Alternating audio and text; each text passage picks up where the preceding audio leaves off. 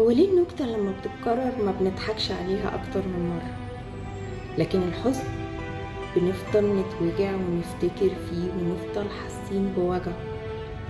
في لحظات الوجع بتخش المعلومة في جزء اسمه اللوزة الدماغية، وده مسؤول عن الإحساس. عشان كده وانت في عز الأزمة وفي عز الصدمة ما ينفعش تاخد قرارات، لأنك متأثر نفسيا بكل الأحداث اللي بتحصل، ولأن الجزء المتفاعل دلوقتي في مخك هو جزء المشاعر فقط. المفروض بعد فترة بتتنقل الأحداث الموجعة دي من منطقة المشاعر لمنطقة التفكير المنطقي في الدماغ.